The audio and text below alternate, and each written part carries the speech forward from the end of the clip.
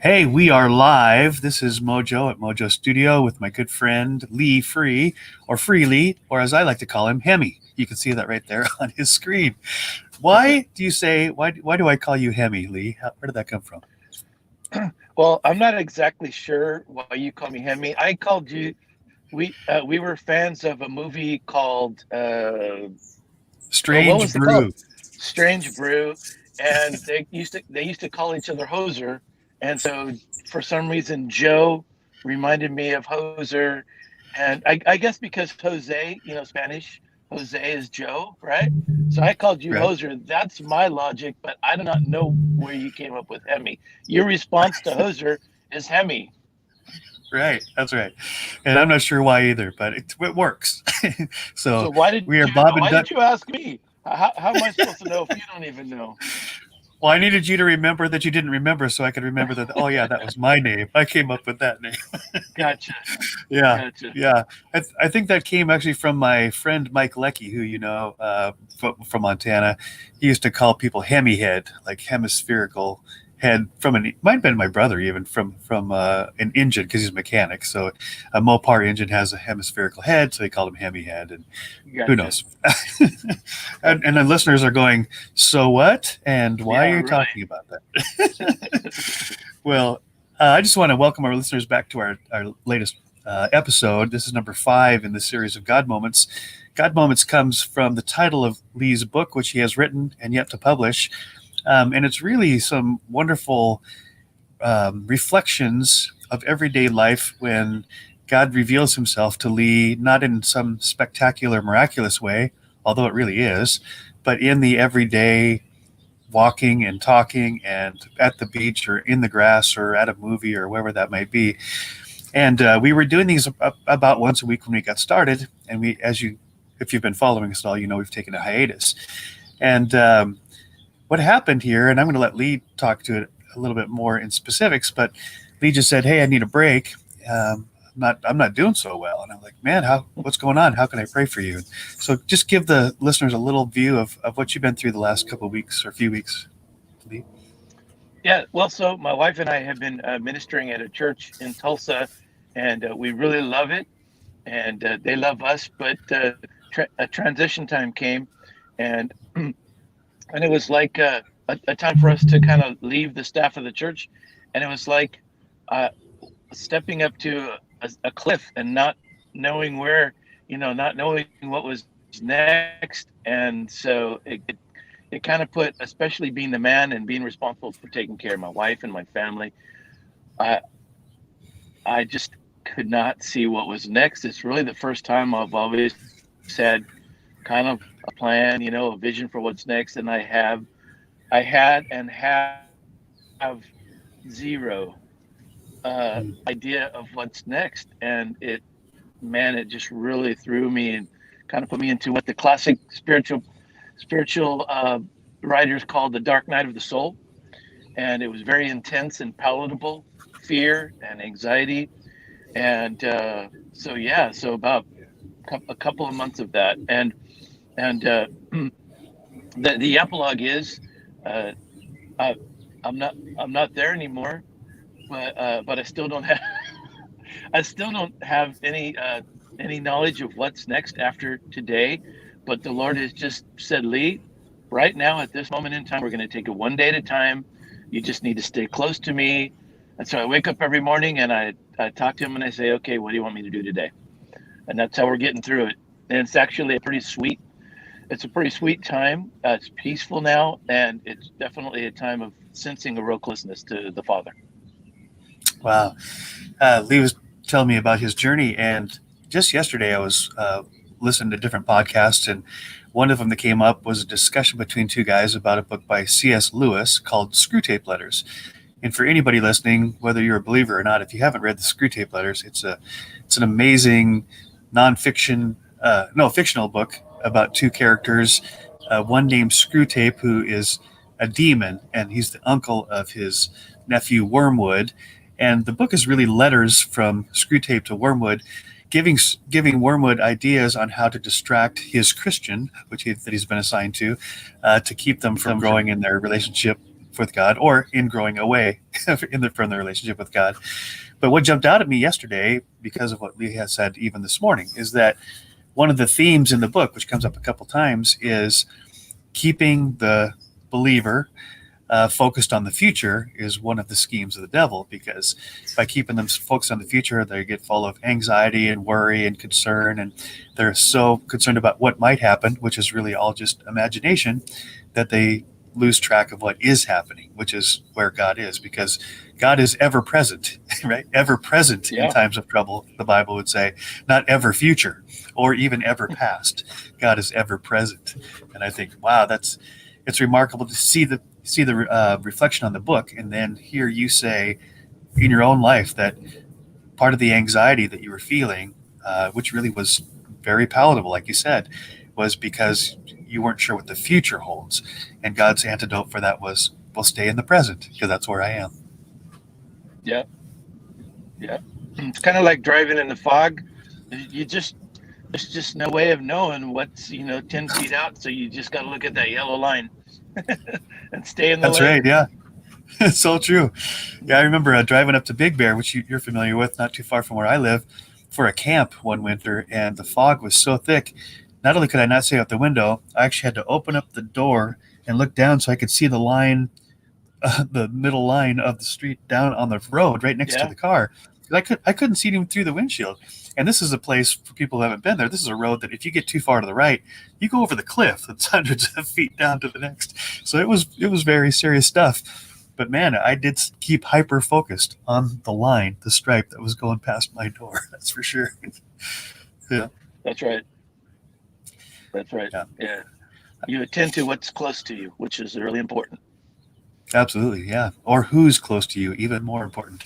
Right. Yeah. That's right. That's right. So in past episodes, we have gone through God moment chapter by chapter in the order that Lee had compiled them. I think these are 98, 99 or something into those in the book, right? Something like that, yeah. Yeah.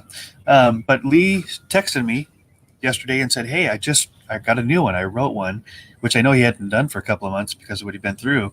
So I read through it and I thought, oh, this is perfect. This is very appropriate considering Father's Day is right around the corner. So I'm going to read this brand new, never been published God moment, and then Lee and I will discuss where this came from. So this one starts out in quotes, "Babe, sit down, sit down." My grandkids have chosen to address me with the same term of endearment my wife uses. This particular moment, River, age 2, was inviting Babe to recline in a beach chair at her lakeside spa. How could I refuse? The treatment begins. Fill a bucket of water, pour it into Babe's knee, fill a bucket of sand, pour it on Babe's knee, rub, rub, rub. Repeat. River was in her element. Lake, sun, bucket, and a grown-up playmate. I'm not going to lie, though. The exfoliation was starting to get redundant, and soon my knee would need a skin graft. At that moment, Father God came to mind. He's big and busy and doesn't need anything from me. His intelligence engineered and operates the entire universe. What could I possibly have to say that would surprise or even interest him? Yet he pursues me, enters my tiny world, actually wants to spend time with me. He counts my hairs, collects my tears, protects me and leads me in the good life. Why? For the same reason grandpas bake in the sun with their granddaughters. For the same reason moms spend 16-hour shifts changing diapers, listening to toddler talk, and cutting up chicken nuggets into minuscule pieces. Condescending love. Not the kind of love that exists in reciprocity, the kind of love that flows in a downward direction from the higher to the lower, from the greater to the smaller, from the intelligent to the simple, from progenitor to offspring. Great word. God, the ultimate parent, doesn't depend on us, doesn't need us to give him anything. He created us to be the recipients of his love. Today, he is bending low to reach into your life. Your best response? Let him in, or let him, right? Let him in. Receive from him the kindness, forgiveness, provision, affirmation, guidance he desires to give you. Don't be embarrassed at the inequity of it. He is a lover. That's what he does. Eventually, you will receive more than you can hold, and you'll be able to give to those around you. This is the overflowing life of the beloved child of God. Father, before I think of my agenda, my tasks, my responsibilities, I sit in your presence to receive. I'm not ashamed to admit that I need everything that you have for me today. Pour it over me. Then, by your grace, I will go out and give to those in need around me. Amen. So Amen. good. So good. Thanks, Joe. Yeah. So describe what was happening that inspired this, Lee. So my daughter and their family live up in Minnesota, and they live on a lake. They just moved onto a lake, so river. Uh, let's go swim, babe. Let's go swim. So we go out there, and man, they were having a heat wave. I was up there a few weeks ago. It was 99 degrees in June in Minnesota, and she wants to go out to the lake. So I sit in her little chair, and she starts doing this thing to my knee with sand and water. and I have to admit, I mean, I love her so much, but I was going, how do I get out of here? How do I put her back into the hands of her mommy right now? Right. And then I realized, man, this is kind of what this is what God does. He's so patient with us. We our little small human things must seem so small to his huge mind, and yet he's so patient, and he stays with us in our moments like that. So I thought, well, I can do this a little longer with my granddaughter, following God's example with me. Absolutely. I've often wondered and contemplated why God describes himself as Father in the Bible, right? Because that's rife with pros and cons for those that haven't had a great father figure, or their father has left them or abused them or anything. That becomes really complicated, really convoluted for someone who says, well, if God's my father, that I've got some reservations about that, right? But Steve-O, Right. my friend, who I also podcast with, he says, what I try to tell people in those situations is, it's not the father that you have, it's the father that you always dreamed of. It's the father that you always wanted, or the father that you would want to be if you aren't a father, or when you start becoming a father. It's the father that you imagine, right? The one that is strong, that has all the answers, that's super patient and kind.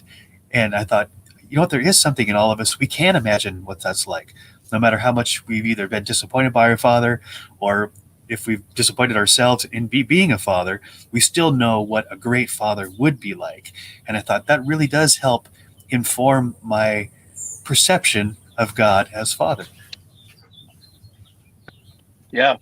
And I've discovered that it's a reciprocal kind of a thing, because when I don't, as a dad, when I'm trying to figure out what should I do in this situation, I'll look to I'll look to what I know about God from the Bible, and I consider him the ultimate parent, and so I go, that okay, God would do that. I look at the prodigal son, the story of the prodigal son.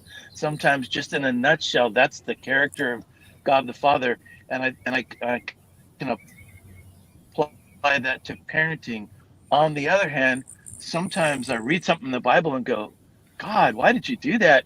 And then I think, well, what does a good father do? And I go, oh, now it makes sense. He's parenting, he's parenting the children of Israel. A, he's a parent to them. So sometimes when God gets mean and bares his teeth, and it's because he's protecting his beloved family. And so I get, it's really helped to explain sort of the meanness of God, and people have a lot of questions about that, like, well, how could God do that? Well, a father can get really angry when you're threatening his family. So anyway, that reciprocal ability to understand fatherhood when you look at God, and God when you look at fatherhood, has really helped me. Yeah. I can't help but think of the song, The Things We Do for Love, right? The things we do for love, like walking in the rain and the snow, and there's nowhere to go, right? And you think about when you really do love somebody, whether it's your child or the person that you're dating, the person you're engaged to, your spouse, at least early on in marriage, right? That you're willing to do and go anywhere and do anything. And I That's love right. that concept that you've applied that to God our Father. That you're right. There's nothing He needs from me. There's nothing I can give Him to impress Him or to add to His greatness. And he's fine with that. He's like, yeah, I know that. I knew that going into this, Joe. Right? It doesn't surprise me. I'm the one who's got everything to give. And you called it condescending love. Some people would call it unconditional love. But why did you choose that word? I know you choose your words very carefully. Why did you describe this love from God as condescending love, which sometimes Well, has a negative connotation? yeah, in English, we use it mostly in a negative way, but actually, kind of in religious and theological circles, condescension describes what really, more specifically, what Jesus did when he left. In Philippians 2, it talks about how he's equal with the Father and he releases all his prerogatives so that he can take on human form, condescend or lower himself down to the lowest place, becomes one of us, dies at our hands, and literally descends into hell. So that literally is condescension, and that's what God does. In his relationship to us is basically defined by him stooping down and always reaching down to us because we can't get up to him. So he comes down Right? to us, condescension. Yeah. Wow, that's really good. That really redefines the word for me because, we have changed that word to becoming, person who's arrogant or who looks down on somebody and they're being condescending. That's not God at all, Right. though. When God looks at us, even though he's certainly got the position where he could be the negative version of condescending because he is God and we're not. Instead, he turns condescension on its head, even as God does. Turns it right side up. It says, "Okay, I've got all the power. I've got all the resources. I've got all the answers. You got nothing to give." So I'm going to demonstrate this is what love really is. It's letting go, like you said, letting go of my prerogatives, my rights, my glory, my whatever, and just coming down to your level and say, "Hey, you can't make it up to me, but I can help you. I can get you there." Amazing. That's right.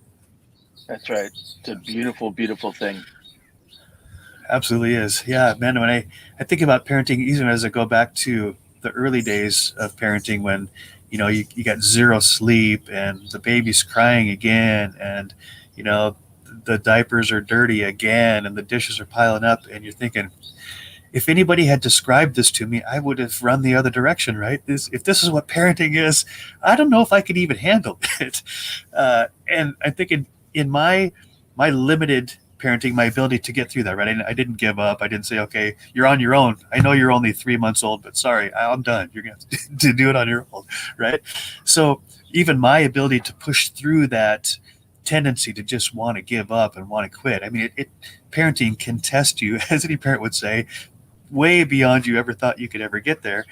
And then I think, man, you just blow that up about a zillion times and realize how many times I've tested God's patience, and yet He's never failed. His patience has never run out. Yeah, I'm telling you what, man, when you become a parent, it's just like an almost immediate uh an immediate window into the mind of God, like you said, in a very small way, but you start to understand how one-sided this all is, really, and the religious term is covenant. He's a promise-keeping God, but you see all the way through the Old Testament that God's up there going, "Dang, they're not keeping their end of the promise. All right, I'll keep both sides of the promise then." It's like that's what a parent does when the kid falls short. They go, "Well, I'm the adult here. I'm going to have to make up the difference," and that's just a picture of what God is constantly doing. Absolutely. I've heard the analogy of when God's love for us, when you're teaching your kid to walk, you never know how long it's going to take for a kid to learn how to walk. Some walk really quickly, and some it takes months. But you don't ever hear a parent saying, "All right, that's taken long enough. Just forget it. Don't just stop walking." Right? I'm not going to help you anymore. I guess you're just not going to get it. No parent does that. No matter whether you're a great parent or a bad parent, you know that in time, if you stick with the child and support them long enough, eventually they're going to learn to walk. And I just love that God's perspective is, one, that he doesn't just give up on us and say, "Oh, you're never going to get it. I'll wipe my hands and move on," right? And two, he believes, and so it helps me believe, that if I just stick with it and keep trying and keep reaching up to those hands, right, the dad's hands, and I grab onto his fingers, and little by little, I will get stronger, right? I will learn to walk, and then I see God's joy, in my mind. I see God's joy going, "Okay, you got it. You can do this, right? I'm with you. You can do this." Yeah, yeah. He's so patient, but also another side to this though is, when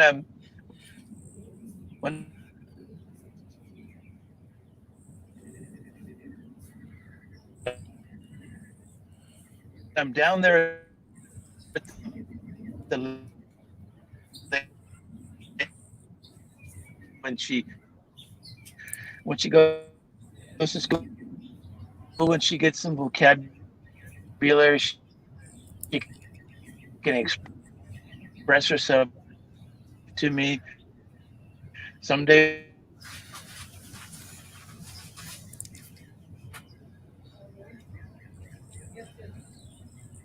We're having a bit of a technical difficulty here. Be patient with us, viewers. We'll get through this. He's patient. He's endlessly patient, but I really do think that he looks forward to the day when we have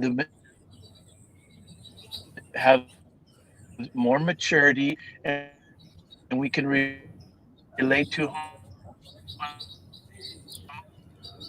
on a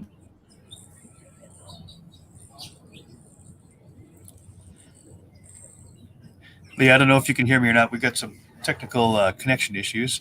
Is your device I think that explains some of the hardness of life, how even till the day we die, life gets harder, and we get old and wrinkly, and then we get weak, and then our Ecclesiastes chapter 11 and 12,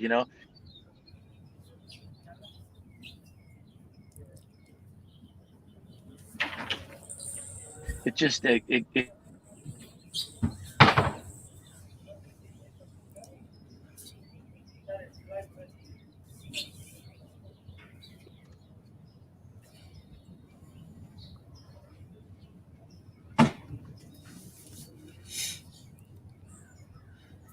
Can you hear me, Lee? I feel like I've lost connection with you. You're frozen on my screen. Can you hear me now? Oh, I can. Yeah, you're frozen on my screen. Are you on a Wi-Fi connection, or are you using your cell data? Do you know? Yeah, I don't.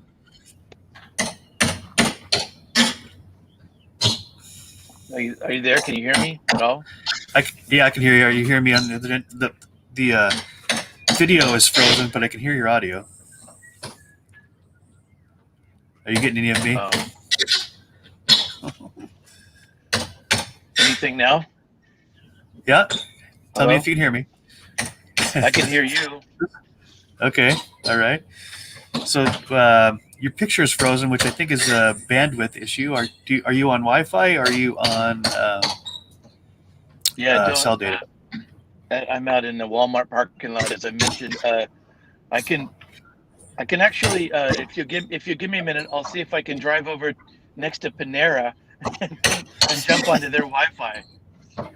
Actually, if you turn your Wi-Fi off and you're just doing cell data, you probably get a better feed than trying to borrow Wi-Fi. Yeah. Okay. So while Lee's driving around, I'm just going to riff a little bit here. One, I think it's just super ironic or serendipitous that in the middle of a talk about patience, the connection goes bad, and I can just feel in my own self my sense of lack of patience for the technology and lack of patience, and I'm worried about the viewers. Like, are they going to stick with this? It's such a good conversation.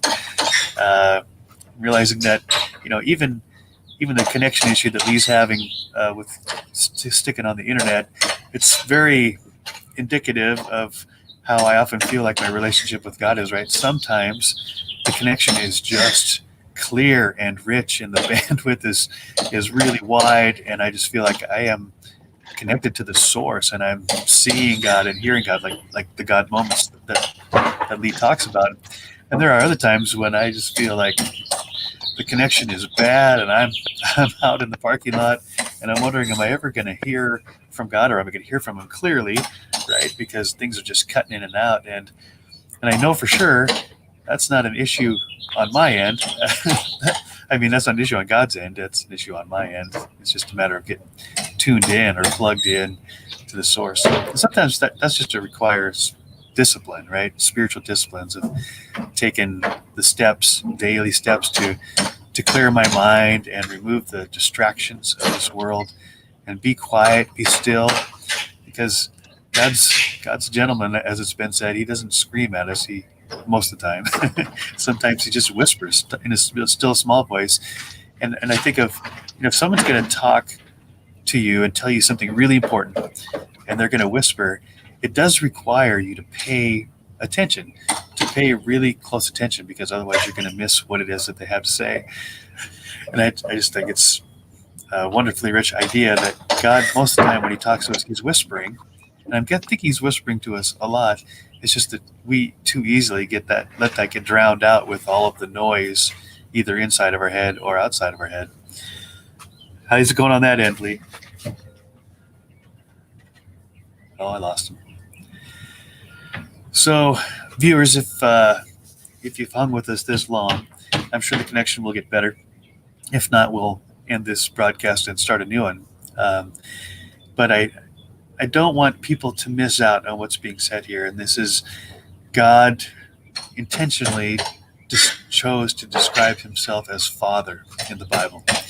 And, that comes with a rich idea of how much He loves us, that He's so patient with us, and that as our viewer, John Wyrau, wrote, the next time you lose patience with your own kid, think about how much patience God has had with you.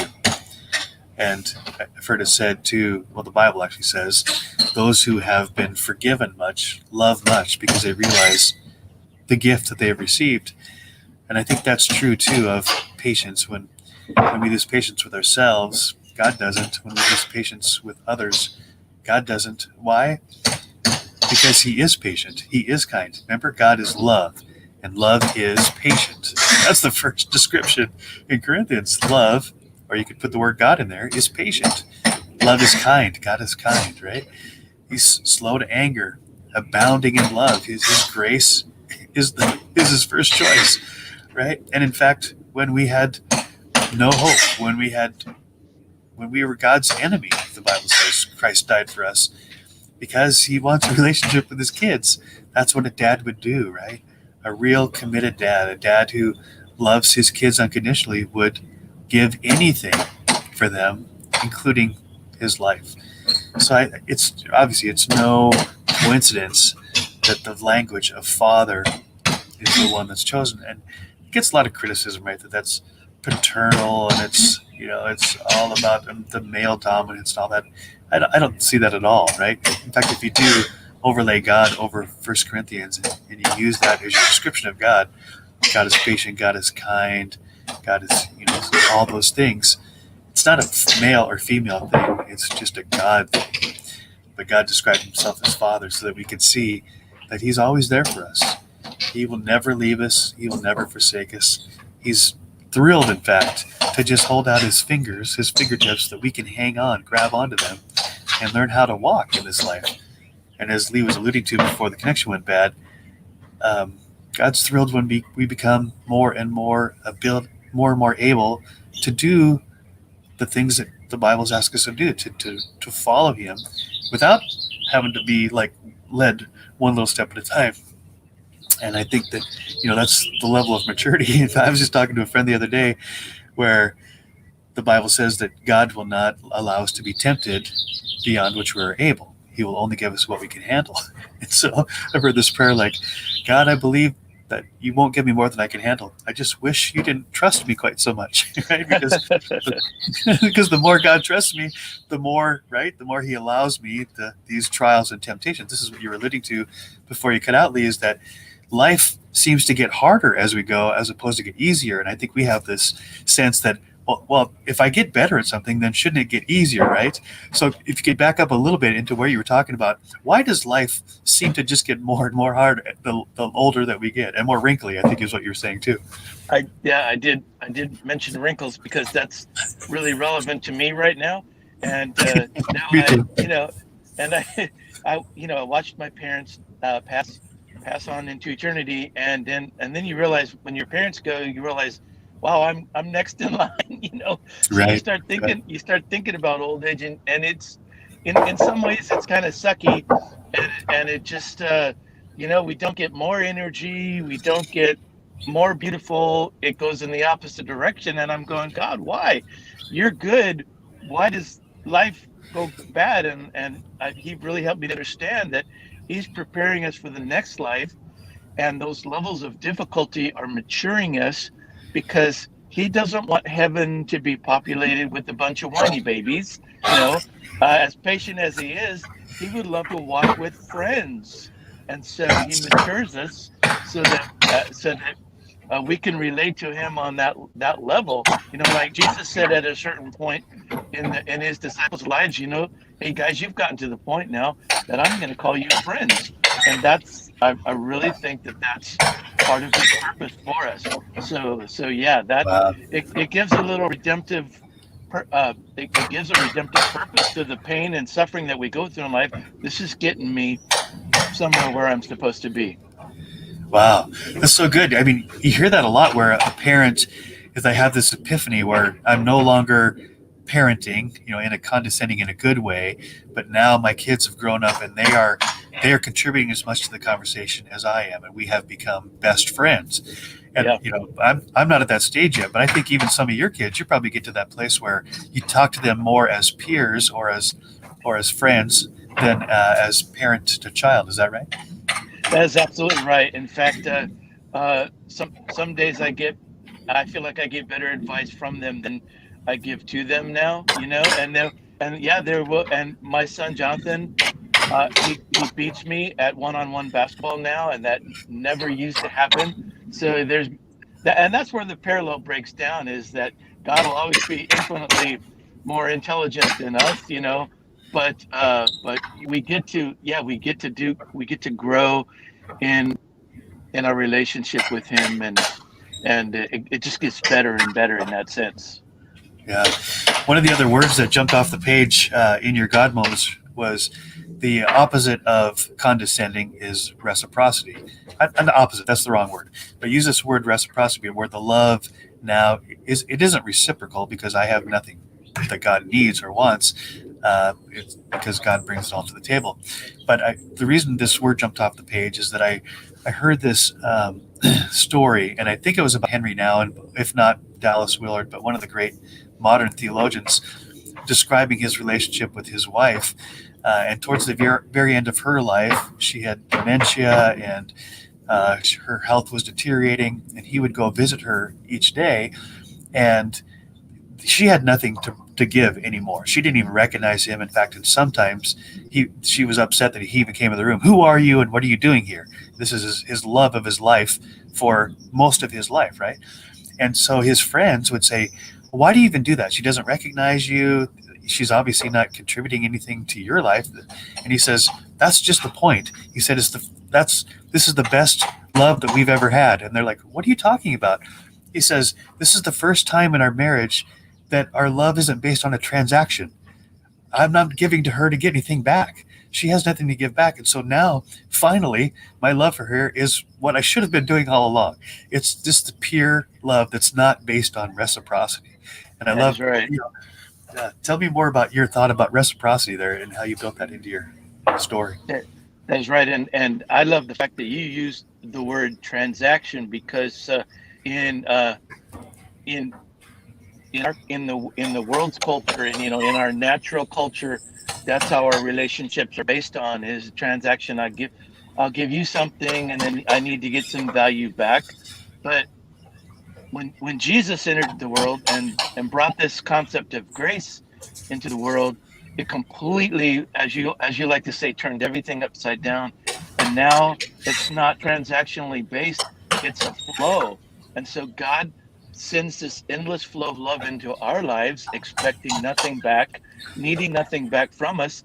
And now our best way of living is to let that flow through us to other people. That's really how we show our love back to him. The best is letting his love flow through us and to the other people that he loves. It's no longer a transaction, it's a flow. Wow.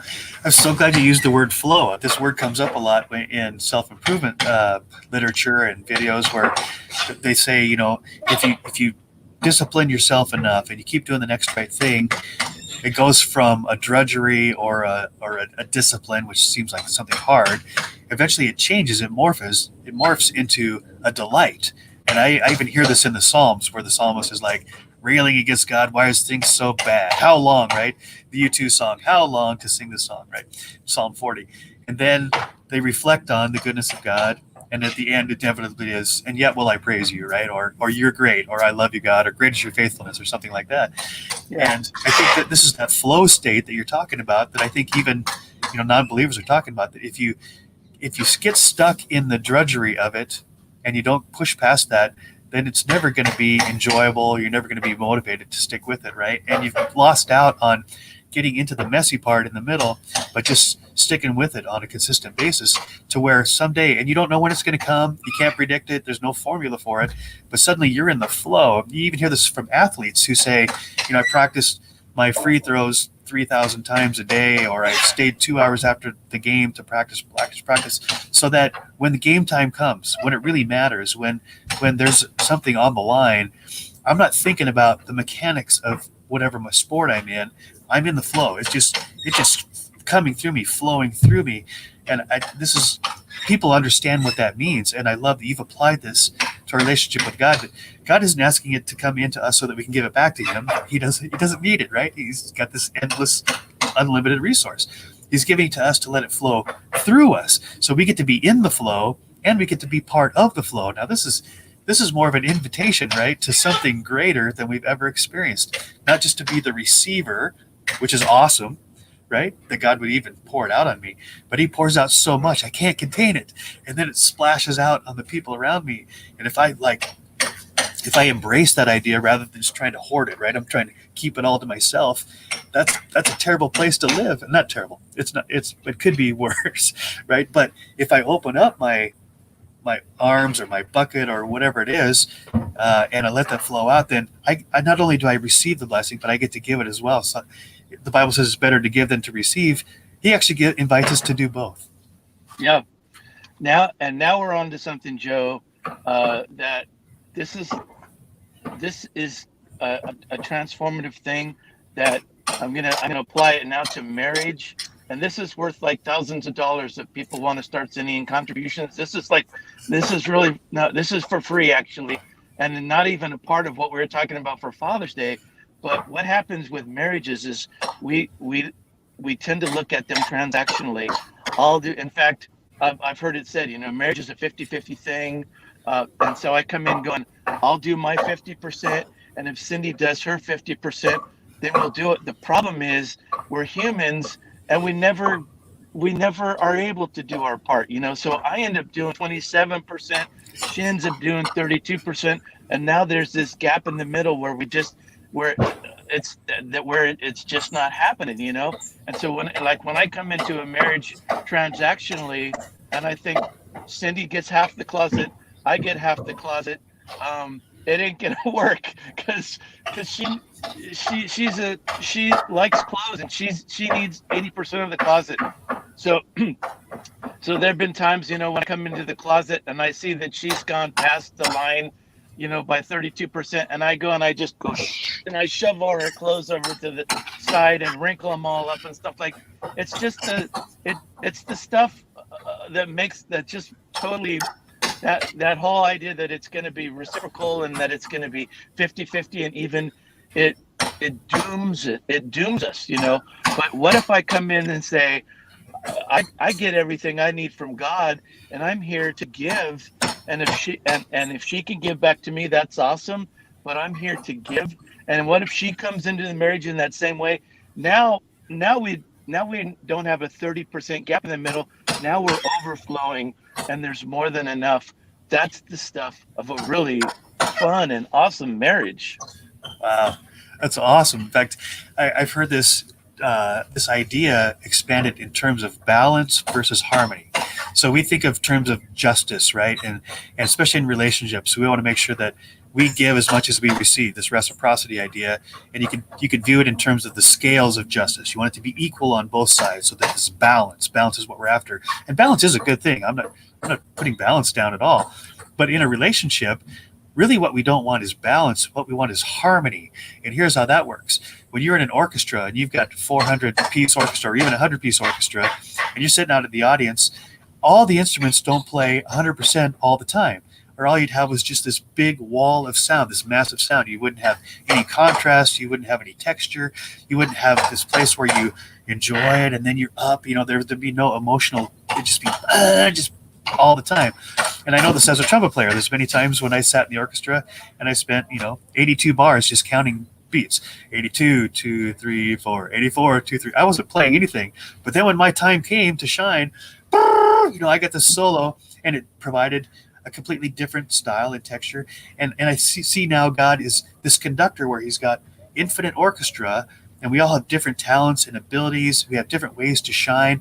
And sometimes he's like, okay, just hold on, not yet. And everybody else is playing over here, and we get all anxious about that, right? Well, when do I get to play? When do I get to do my thing? And then God has the oboe do something, and then the bassoon, and then everybody's playing. And then when it comes to the big time, where here's the crescendo, boom! And when everybody plays, it just blows your hair back when you're in the audience, and you get this epiphany that goes through your body. But I thought this is such a better illustration of how God works and how life can work in relationships, is that it's not a 50-50 thing where we're trying to find balance. It's harmony. And that means sometimes I'm silent and sometimes I'm loud, but all together we create this beautiful symphony, right? Yeah, yeah. If you just a little history lesson there, I see like there's three major epochs in humanity. There was first the law of the jungle, where the bigger person, like the cavemen, like I'm bigger, I've got a bigger club, I beat you over the head and I win. I get I get to eat all of the dinosaur now, and I get the woman, kind of a thing. And then God said, we get this. This is violent. He looked over the time of Noah, and the thing that bothered him about humanity was the violence and the inequity of it. And so he brought the law, which the law said, no, if you poke out my eye, I get to poke out your eye for eye, tooth for tooth. What an improvement that was. The transactional aspect of it transformed humanity and made it just and fair. But then through time, we realized we still need something better, because we're still so broken. Justice isn't the ideal either. So that's when God came and brought grace and brought this idea of flowing. He's going to pour his endless resources into us, and when we get into the zone, it starts to flow through us. And that's the epoch that we're in now. We call it the time of grace, the dispensation of grace. And if we can decide to enter into that, it's the best way to live. That's really good. Even as you're talking, I'm thinking of humanity, or the history of humanity. If you could imagine all of that as one person, right? God's the father, and humanity is the child. And of course, we're going to start out with not having any clue how to live, barely walk, right? We can't feed ourselves. So God's really involved in that, right? And then we get to the point where we're like 8, 9, 10, maybe teenagers. And now it's like everything's about me, right? Me, mine, mine, mine, mine, mine. And we want to hoard it. And then, like you said, we fight with each other to get our resources, to make sure that we get our resources and that we survive, right? It's all about me. And and then thankfully God doesn't leave us there, right? He keeps bringing us, nudging us towards maturity and giving us the example. There is a better way, right? It doesn't have to just, I think the problem with many of us is we get arrested development, emotionally and spiritually speaking, where we just get stuck in the me, mine area, right? In that second epoch you're talking about. And God's saying, all right, let's move ahead. Let's move on. Let's grow, right? Let's mature to the point where when your mindset changes from this scarcity thing where you're afraid you're going to run out of resources, so I got to get everything even at your expense.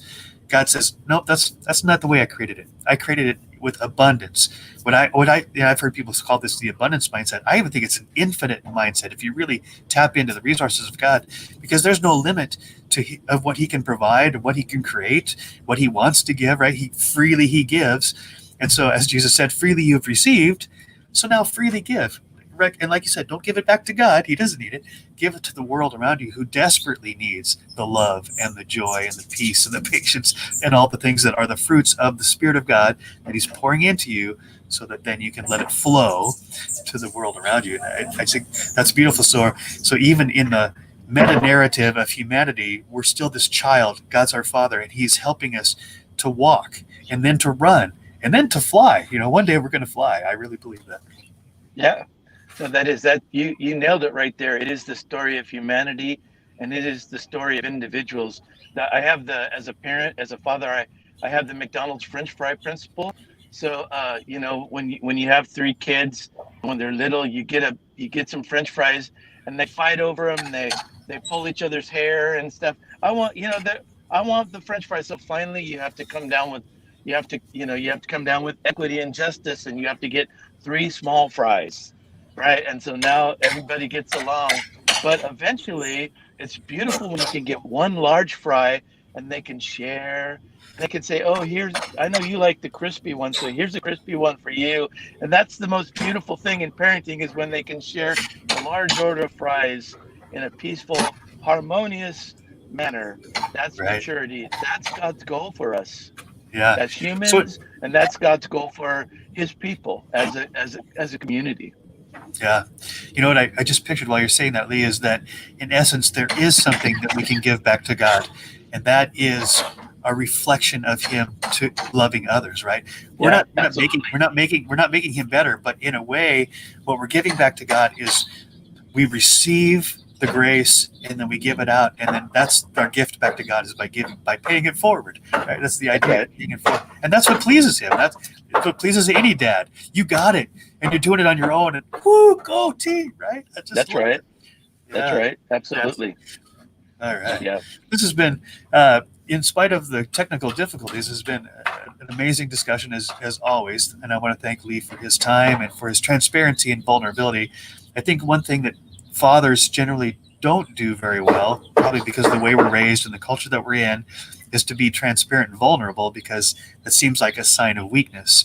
But we're finding out, not only through our own experience, but even through the science and through some really great, wise people who are writing this stuff out and observing it, that vulnerability actually is a strength. That it's in our points of weakness, in our admission of those, where we really connect as humans. That's where people can, identify with who you are and what you've done, and then take great courage from it. And so I want to thank you, Lee, for modeling that for me and for any of those who have tuned in, and for fathers. So coming up on Father's Day, to all you fathers out there who you may feel like, you know what, I've blown it too many times and it's irreparable. Well, we have a God who says that it's never irreparable, right? I can fix anything. I save to the uttermost, the Bible would say. Uttermost means there's nobody that's beyond fixing, nobody beyond loving. And so I just want to encourage you that it's never too late to make changes. And they're hard at first, they're messy in the middle, but they are beautiful in the end. And I also want to say to the listeners who either they didn't have a great father, or their father left them, or their father passed away early in their life, and they just feel like this void for what father should have been for you, God is available and wants to fill that role. He wants to parent you in the best possible sense, in the way you would imagine what a perfect dad would be. He's that and more. And he's got these unlimited resources for you that he wants to share with you, not just for your own benefit, but so that you can then be in that flow and share it with all those around you. Absolutely. Absolutely. So on behalf of Joe McCarthy and Lee Free, which, as we have said earlier on, I am Hoser and he is Hemi. Bob and Doug McKenzie, part 2 or revisited. I want to wish you all a happy Father's Day. And so if you've ever had a father, you ever want to be a father, if you can imagine what the word father is, if you can spell the word father, this message is for you. And God, your Father, loves you with an everlasting love. Just open yourself to those possibilities and see what could happen. Pay it forward, people. Pay it forward. God bless you all. Oh, wait. I forgot. Lee loves to say a prayer at the end. Lee, you got a prayer for the people? Absolutely. Father, thank you that we can call you that. And thank you that Jesus, when he came and he set the example of how we should live, that is how he addressed you and taught us to address you as Father, the most intimate connection, almost humanly possible, really. And we get to have that with you. God, I'm going to ask you as a father, man, I fall so short so many times, even as a parent of adults. And I just ask you that you would pour out your grace on me. And I pray for fathers this morning who just feel kind of at their wits' end, and they feel like they don't know what to do, and they're out of gas, and everybody's crying and upset at them. Pour out your grace on them. God, when we receive your grace, then it can eventually flow through us. And I just pray that eventually our listeners would have grace families where your grace flows into them and through them and out. Lord God, in Jesus' name, thank you for your grace, Father. Amen. Amen. So I encourage you all to go in God's grace to serve him, and that's what you can give back by paying it forward. Thank you, Lee. God bless you. Can't wait to talk to you soon. Yep. Thanks, Joe. Bye. Happy Father's Day, my friend. You too.